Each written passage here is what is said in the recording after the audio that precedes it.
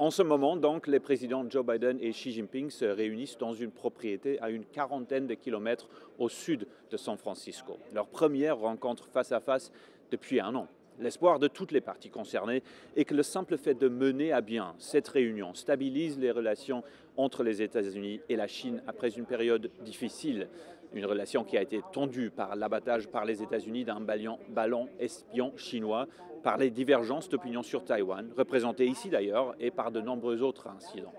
Pour Biden, la réunion est l'occasion de rétablir la communication entre Washington et Pékin au plus haut niveau, et à d'autres niveaux aussi en cas de crise.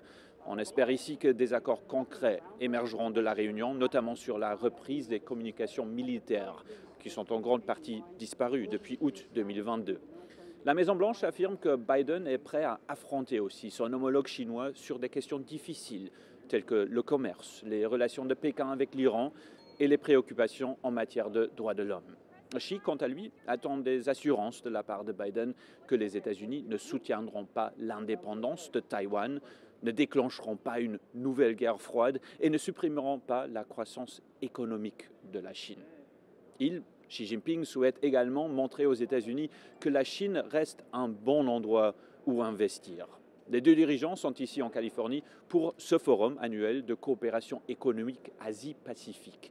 Et ces événements du sommet ont déjà suscité de nombreuses manifestations et d'autres sont attendues aujourd'hui, notamment des manifestations contre Xi Jinping lui-même. Après sa rencontre avec Biden aujourd'hui, Xi s'adressera aux dirigeants d'entreprises américaines. C'est lors d'un dîner qui coûtera à chaque participant la somme modique de $2000, une occasion rare pour les chefs d'entreprise américains d'entendre directement le dirigeant chinois. Les 19 autres membres de l'APEC espèrent que le sommet, qui débutera donc le lendemain de ce dîner, ouvrira une perspective plus positive sur les relations entre les États-Unis et la Chine qu'au cours de la dernière année, assez difficile. Philip Crowther pour VOA Créole, à San Francisco.